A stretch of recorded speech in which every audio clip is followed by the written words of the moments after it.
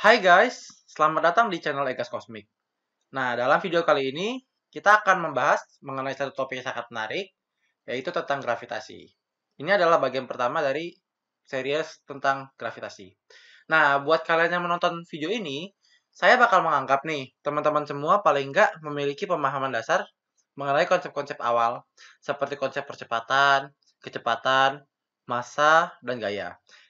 Kalian nggak harus memahami secara mendetail mengenai konsep-konsep ini buat memahami video saya tentang gravitasi. Tapi, buat kalian yang merasa ingin memahami lebih lanjut mengenai konsep-konsep yang saya sebutkan barusan, kalian bisa cek video saya tentang teori dan hukum gerak.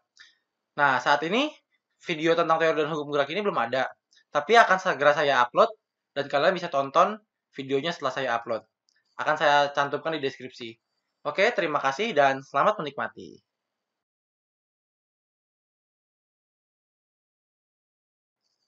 Nah, coba perhatiin gambar-gambar ini deh. Kalau kita perhatiin ya, di kehidupan kita sehari-hari, itu hampir semua benda yang ada di sekitar kita, itu pasti bakalan jatuh kalau misalkan kita taruh atau kita lepas dengan jarak tertentu dari permukaan tanah. Ini berlaku buat semua benda, kecuali di benda-benda yang ukurannya benar-benar kecil sampai bisa ketahan udara. Contohnya, kalau misalkan kita ngelihat benda di sekitar kita kayak buku atau pulpen, kita lepas, benda itu nggak bakal diem aja di udara, ngambang, dan benda itu juga nggak bakal tahu-tahu melayang ke atas. Dia pasti bakal jatuh. Ini mungkin biasa banget kita ngelihat dan kita sering kali ngelihat fenomena ini dan kita terima begitu aja ya kan. Tapi pernah nggak sih kita mikir kenapa bisa kayak gitu?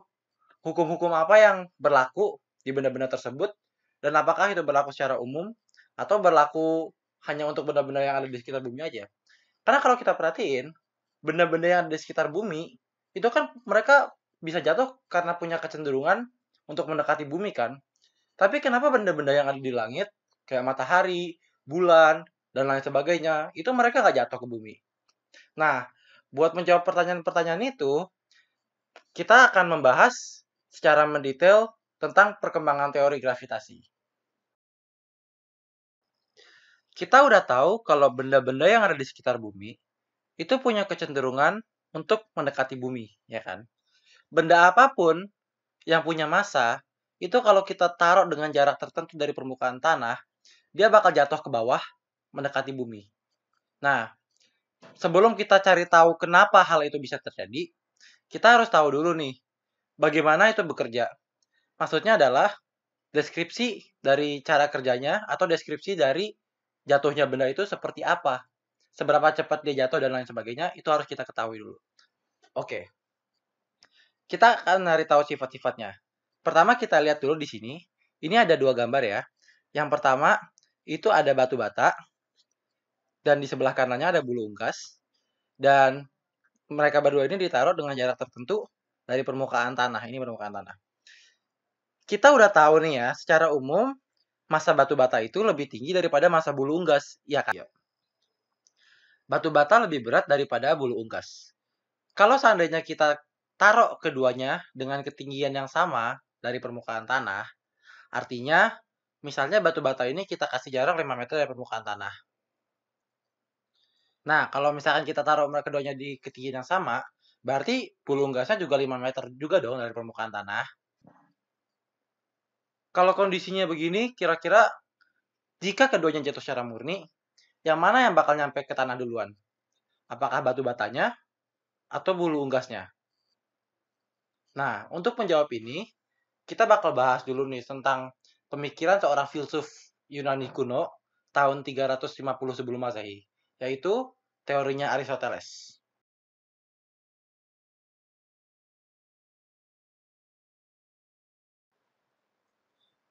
Jadi kalian bisa lihat gambar di sini. Ini adalah Aristoteles, filsuf Yunani kuno tahun 350-an sebelum Masehi. Nah, jadi Aristoteles ini dengan menggunakan nalar dan logikanya, dia membuat teori benda jatuh itu sebagai berikut. Pertama, benda jatuh itu mempunyai dua sifat utama. Sifat yang pertama adalah satu, benda dengan jarak tertentu dari permukaan tanah, pada saat dilepaskan, ia akan jatuh dengan kecepatan konstan atau kecepatan tetap. Ini maksudnya bagaimana? Oke, untuk memahami maksud dari ini, saya bakal menjelaskan dengan kembali ke ilustrasi yang tadi. Ini coba kita lihat ya, di sini ada batu bata. Di sini ada bulu unggas. Misalkan batu bata ini jatuh ya kan. Pertama kan kita pegang dulu, terus dilepaskan kan. Nah, pada saat dilepaskan, kalau menurut teorinya Aristoteles, begitu batu bata ini dilepas, dia langsung bergerak dengan kecepatan tertentu. Misal 2 meter per sekon. Misalnya.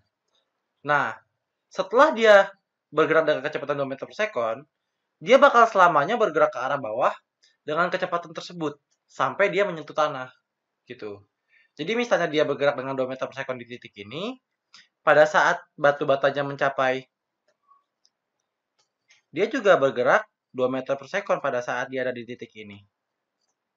Dan begitu dia hampir nyampe ke tanah, itu dia masih bergerak secepat 2 meter per sekon juga. Gitu. Pokoknya dia bakal terus bergerak dengan kecepatan yang sama dari awal hingga akhir. Itulah maksudnya kecepatan tetap. Nah, hal yang sama juga bakal terjadi pada bulu unggas ini kalau menurut Aristoteles. Misalnya dia di awal, begitu dilepaskan, dia secara spontan langsung mendapatkan kecepatan misalkan 0,1 meter per sekon. Ya kan? Nah, selama dia jatuh, dari awal hingga akhir, dia selamanya bakal bergerak dengan kecepatan ini hingga dia menyentuh tanah. Gitu. Jadi pada saat di sini, dia 0,1 meter per sekon. Pada titik ini pun, dia juga masih bergerak dengan kecepatan yang sama, yaitu 0,1 meter per sekon. Bahkan pada saat dia hampir menyentuh tanah, kecepatannya masih sama, yaitu 0,1 meter per sekon. Ini berlaku seterusnya, sampai dia menyentuh tanah. Sifat yang kedua adalah kecepatan jatuh benda itu berbanding lurus dengan massa benda tersebut. Ini maksudnya gimana? Jadi gini, kalau misalkan suatu benda punya massa tertentu, itu semakin besar massanya, maka kecepatan awal yang dia dapatkan pada saat dia jatuh, atau kecepatan spontannya, itu bakal semakin tinggi. Tapi kalau semakin kecil massa bendanya, maka kecepatan jatuhnya juga bakal semakin pelan. Oke, saya bakal bahas dengan contoh benda yang tadi. Ini lihat di sini. Di sini kan ada batu bata, ya kan? Nah, misalkan dia punya massa 5 kg. Nah, terus di sini pada saat dia dijatuhkan, dia bergerak langsung mendapatkan kecepatan misalnya jangan 2 meter per sekon deh. Tadi kan 2 meter per sekon. 1 meter per sekon aja buat mempermudah. Nah, begini. Ingat, artinya apa? Karena beratnya 5 kg, kecepatan jatuhnya 1 meter per sekon. Maka kalau misalkan ini bulu unggas memiliki massa seberat misalkan 0,1 kg, ya kan? Maka kecepatan jatuhnya itu akan sama dengan 0,02 meter per sekon. Kenapa dia dapat kecepatan begini? Karena lihat di sini, masanya itu sekitar beberapa kali lebih kecil daripada massa batu bata, ya kan? Nah, ini kalau misalkan kita lihat, perbandingan antara massa batu bata dengan kecepatannya, itu 5:1. Di sini juga sama, perbandingan antara massa bulu unggas dengan kecepatan jatuhnya, itu juga 5:1 kalau misalkan kita hitung. Oke, jadi artinya semakin besar massanya, semakin besar juga kecepatan jatuhnya. Semakin kecil massanya, semakin kecil juga kecepatan jatuhnya. Itu kalau menurut Aristoteles. Nah, jadi kalau berdasarkan teorinya Aristoteles, apabila bulu unggas ini punya massa yang sebesar M, dan dia jatuh dengan kecepatan yang sebesar V, maka kalau misalkan batu bata ini punya massa sebesar 5 kalinya M, batu bata ini akan jatuh dengan kecepatan sebesar 5 kali V. Oke, secara matematis, ini bisa kita simpulkan sebagai berikut. Pertama, V jatuh sama dengan konstan. Yang kedua, kecepatan jatuhnya itu berbanding lurus dengan massa bendanya. Oke, pandangan Aristoteles mengenai benda jatuh Ini sangat masuk akal dan sangat intuitif.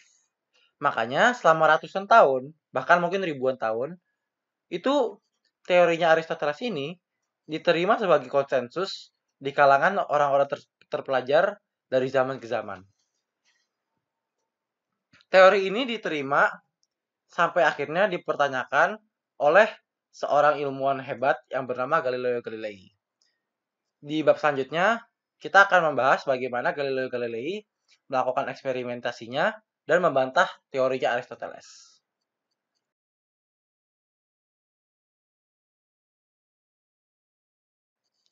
Jadi kita udah tahu ya, selama ratusan tahun, teorinya Aristoteles ini diterima oleh ilmuwan-ilmuwan sebagai kebenaran.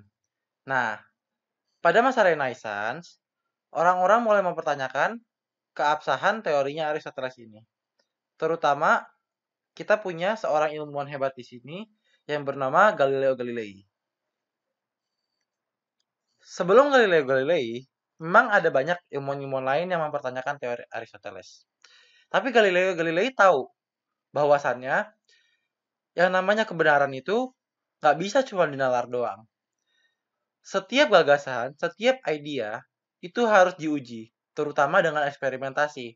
Apalagi kalau kita ngomongin mengenai klaim-klaim tentang cara kerja alam semesta atau tentang cara kerja realita.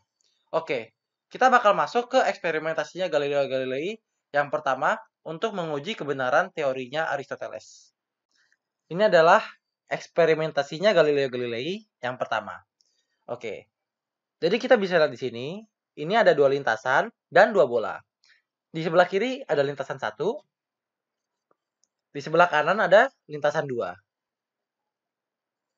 Nah, nanti bola ini kan bakal bergerak dengan arah tertentu kan di lintasan ini.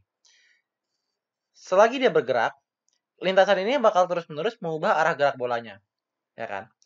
Jadi kita bisa lihat di sini, misal bola pertama, kan pada saat dia mulai bergerak, dia bergerak ke arah bawah kan? Nah, nanti pada saat dia sampai ke titik yang ada di sebelah sini, arah geraknya udah nggak ke bawah lagi, melainkan ke samping ke sebelah kiri. Tapi perlu diingat di sini, lintasan ini nggak mengubah besar kecepatannya. Lintasan mengubah arah gerak bola atau benda apapun yang melintas di situ, tapi besar kecepatannya tidak diubah oleh lintasannya. Jadi misalnya bola yang ada di titik bergerak dengan kecepatan awal yaitu yang sebesar v, pada saat dia mencapai titik ini, besar kecepatannya masih sebesar v. Cuman kali ini arahnya sudah berbeda. Besar kecepatannya v ke arah kiri. Sedangkan sebelumnya besar kecepatannya v ke arah bawah. Kalau seandainya bola pada saat dia ada di titik ini bergerak dengan kecepatan v, tapi pada saat sampai di titik ini kecepatannya sudah berubah, bukan v lagi, misal berubah menjadi v aksen, perubahan kecepatan tersebut itu tidak disebabkan oleh lintasannya. Ini artinya apa? Artinya bola ini memang dari awalnya mengalami percepatan. Percepatan adalah perubahan kecepatan. Kalau percepatan positif, dia itu mengalami peningkatan kecepatan. Kalau percepatannya negatif, dia mengalami perlambatan. Artinya kecepatannya berkurang seiring berjalannya waktu, begitu. Jadi kita bisa lihat di sini, seandainya bola pada saat awalnya dia bergerak dengan kecepatan tertentu, kemudian pada saat dia mencapai akhir lintasan, dia bergerak dengan kecepatan yang lebih besar daripada kecepatan awalnya, maka artinya benda tersebut mengalami percepatan. Dan itu bukan disebabkan oleh lintasannya. Percepatan yang disebabkan oleh lintasan itu percepatan sentripetal. Nanti kapan-kapan saya bakal menjelaskan tentang apa itu percepatan sentripetal. Nah, Galileo Galilei mencoba eksperimen ini dengan menguji kedua bola dengan massa yang sama, tapi dengan panjang lintasan yang berbeda. Kita bisa lihat di sini, misal bola satu dan bola kedua, massanya sama-sama sebesar M, kemudian dijatuhkan di lintasan. Nah, karena massanya sama, kecepatan awalnya pasti sama juga kan kalau menurut Aristoteles. Jadi kita bisa bilang kecepatan pada saat dilepaskan itu sama-sama sebesar v ke arah bawah. Kalau teorinya Aristoteles benar, maka pada saat bola itu keduanya mencapai di akhir lintasan, ya kan? Maka seharusnya kedua bola ini bergerak dengan kecepatan yang sama, yaitu sebesar masih v juga. Cuman kali ini arah gerak bolanya berbeda. Tapi kenyataannya setelah Galileo Galilei menguji eksperimen ini, kenyataannya nggak begitu. Gerak bola di lintasan pertama itu justru didapati lebih lambat daripada gerak bola yang dijatuhkan dari lintasan kedua pada saat mencapai akhir lintasan. Jadi kita bisa lihat di sini, bola yang pertama bergerak dengan kecepatan sebesar v1, bola yang kedua bergerak dengan kecepatan sebesar v2 pada saat keduanya sama-sama mencapai akhir lintasan.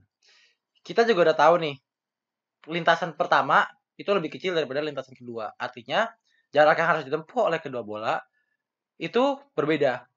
Lintasan pertama jarak yang ditempuh lebih pendek, sedangkan lintasan kedua jarak yang ditempuh itu lebih panjang. Setelah diuji, Galileo Galilei mendapati bahwa V2 itu lebih besar daripada V1. Artinya apa?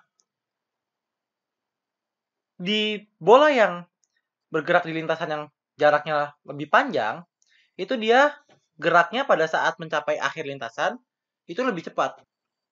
Artinya kecepatannya nggak konstan. Kedua bola ini mengalami percepatan. Karena kan bisa dilihat tuh buktinya, pada saat mencapai akhir lintasan, ke arah yang sama, kedua bola tersebut kecepatannya sudah berbeda. Yang lintasannya lebih pendek, itu geraknya lebih pelan daripada yang lintasannya lebih panjang. Jadi itu membantah teorinya Aristoteles yang pertama, bahwasanya benda jatuh dengan kecepatan konstan.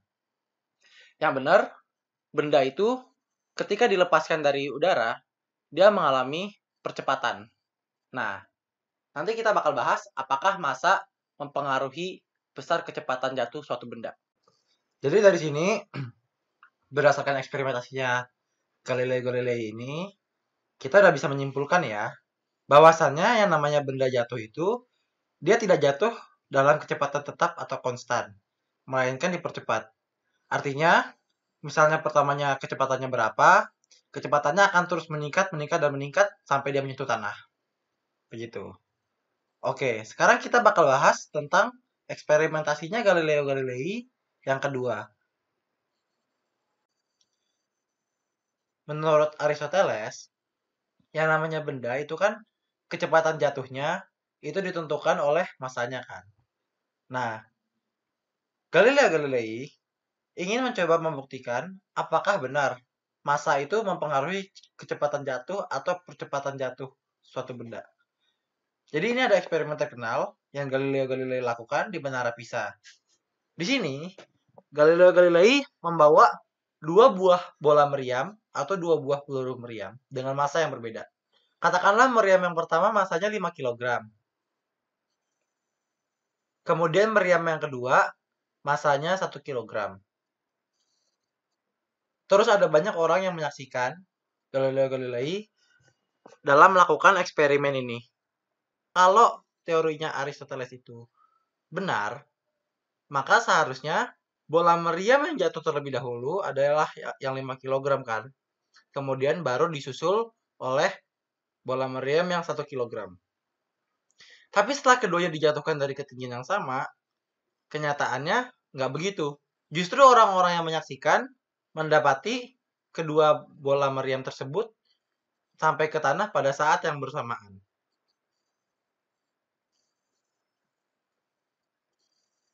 Ini membuktikan bahwa Aristoteles salah lagi. Massa tidak mempengaruhi kecepatan jatuh maupun percepatan jatuh benda. Berapapun kecepatan atau percepatannya, jika dijatuhkan dari ketinggian yang sama, maka benda tersebut akan jatuh dengan kecepatan yang sama. Sehingga keduanya sampai ke tanah pada saat yang sama pula. Jadi, dari eksperimentasi Galileo Galilei ini, kita bisa menyimpulkan bahwasannya massa benda yang jatuh itu tidak memengaruhi percepatan maupun kecepatan benda yang jatuh secara murni. Setiap benda, berapapun masanya, akan jatuh dengan percepatan yang sama. Ini maksudnya gimana? Oke, kita bakal balik lagi ke yang tadi. Kita lihat di sini, ini ada batu bata ya. Ada batu bata, ada bulu unggas. Ya kan? Kita udah tahu kalau massa batu bata itu lebih dari massa bulu unggas.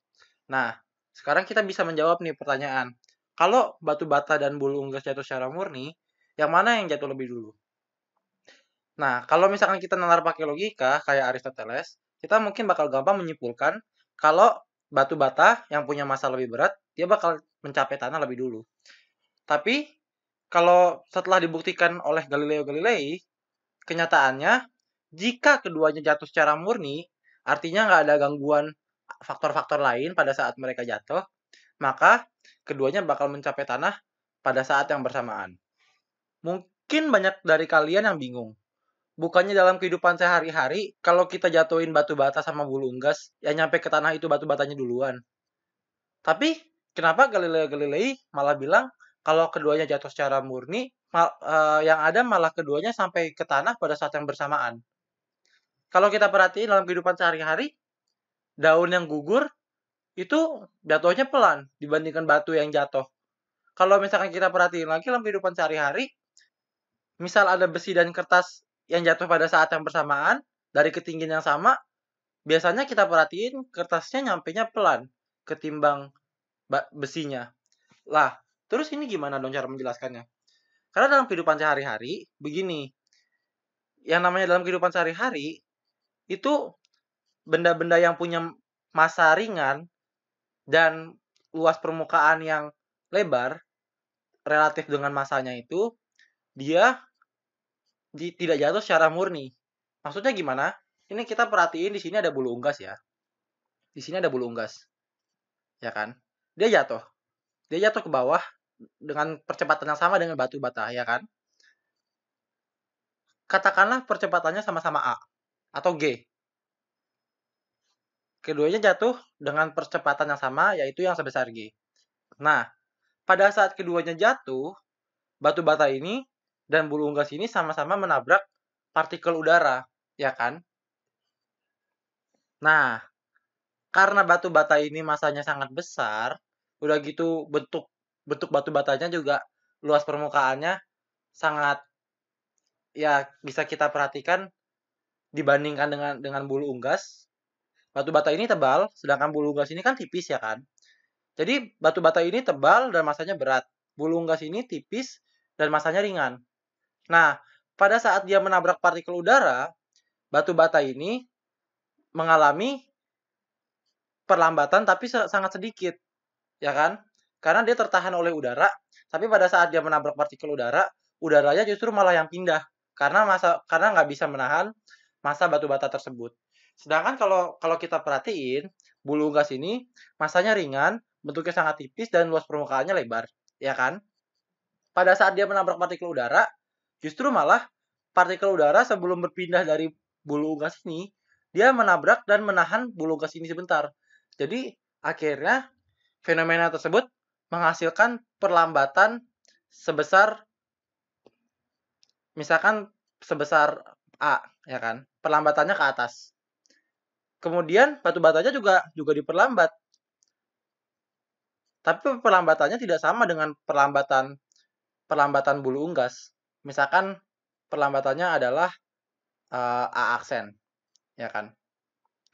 Nah, karena perlambatannya berbeda, akhirnya batu batanya jatuh lebih cepat.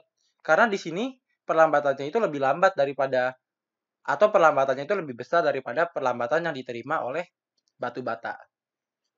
Nah, sekarang kita perhatiin ya, kalau kertas jatuh, itu kan dia jatuhnya pelan kan? Karena bentuknya tipis, massanya ringan, dan luas permukaannya juga lebar. Jadi pada saat dia jatuh, dia tertahan dulu sama partikel udara, ya kan? Tapi kalau misalkan kita jatuhin kertas dengan massa yang sama, ada dua kertas kita jatuhkan dengan massa yang sama, dari ketinggian yang sama, bedanya yang satu kertasnya dibuka, yang satu kertasnya kita gumpal seperti bola seperti ini. Nah, kira-kira yang mana yang bakal jatuh lebih cepat? Tentunya yang ini. Karena pada saat partikel udara menabrak kertas yang sudah dibentuk menjadi seperti bola ini, nah, masa gesekan udaranya itu sangat kecil jadi bisa diabaikan. Sama seperti batu bata ini, perlambatan yang dihasilkan oleh batu bata dikarenakan gesekan udara itu sangat kecil jadi bisa diabaikan. Sedangkan perlambatan yang dihasilkan oleh partikel udara saat menabrak bulu unggas itu tidak sekecil itu, jadi tidak bisa diabaikan gitu. Bulu unggasnya jadi diperlambat. Dalam kasus kertas ini juga sama. Pada saat kita menggumpal kertasnya jadi seperti bola, nah partikel udara yang menabrak gumpalan kertas ini itu hasil gesekannya jadi sangat kecil, jadi bisa diabaikan. Sedangkan kalau misalkan kertasnya kita buka dengan lebar, gesekan udaranya menghasilkan perlambatan yang lebih besar, jadi nggak bisa diabaikan lagi. Makanya ada kalau misalkan kita jatuhin kertas, dua kertas dengan massa yang sama, yang satu kita gumpal seperti bola, yang satu kita buka lebar seperti kertas biasa, maka yang jatuh duluan adalah kertas yang sudah kita gumpal menjadi seperti bola. Kalau misalkan kita jatuhin kertas sama besi pada saat yang bersamaan dari ketinggian yang sama, yang jatuh duluan adalah besi. Tapi kalau kita jatuhin kertas sama besi, berapapun masanya, misalkan besi 5 ton kita jatuhin dengan kertas yang masanya ringan, tapi sudah kita gumpal menjadi seperti bola, maka saya bisa jamin keduanya bakal sampai ke tanah pada saat yang bersamaan. Hal ini dikarenakan gesekan udara keduanya sama-sama kecil, jadi bisa diabaikan. Jadi, kedua benda tersebut jatuh yang hampir murni. Oke, jadi kalau kita simpulkan, massa suatu benda itu tidak memengaruhi percepatan maupun kecepatan benda jatuhnya. Berapapun massanya, itu benda bakal sampai ke tanah pada saat yang bersamaan kalau misalkan benda tersebut dijatuhkan dari ketinggian yang sama. Nah, kita juga udah tahu bahwasannya kecepatan jatuhnya suatu benda itu nggak konstan, dia nggak tetap, melainkan mengalami percepatan. Kalau ada yang nanya, berapa sih percepatan jatuhnya suatu benda? Percepatan jatuhnya berapa? Percepatan jatuh suatu benda itu disimpulkan dengan huruf G, dan dia bernilai sebesar 9,8 meter per sekon kuadrat. Artinya apa? Ketika benda dijatuhkan, dia itu bakal mengalami penambahan kecepatan sebesar 9,8 meter per sekon tiap detiknya. Jadi misalnya pada saat dilepaskan dia kecepatannya 0, 1 detik kemudian dia 9,8 meter per sekon, 1 detik kemudian lagi dia nambah lagi 9,8 meter per sekon, dan begitu seterusnya. Oke, kita udah selesai membahas bagaimana benda jatuh. Oh ya, by the way, ini berlaku selama benda tersebut masih tidak jauh dari permukaan bumi ya. Tidak jauh itu maksudnya gimana? Well, 1 kilometer itu kalau misalkan kita ukur itu juga masih belum jauh dari permukaan bumi. Ketinggian 1 kilometer ke atas itu masih belum terlalu jauh. Kalau misalkan udah ngomongin keluar atmosfer itu baru mungkin percepatannya udah beda lagi. Tapi ini berlaku untuk benda-benda yang ada di sekitar permukaan bumi. Nah, kita udah selesai membahas mengenai bagaimana benda jatuh. Di bagian selanjutnya atau di video selanjutnya, kita bakal membahas mengenai mengapa benda bisa terjatuh. Kita juga bakal membahas mengenai teori gravitasi yang dirumuskan oleh Isaac Newton dalam video selanjutnya. Oke, stay tune dan terima kasih telah menikmati.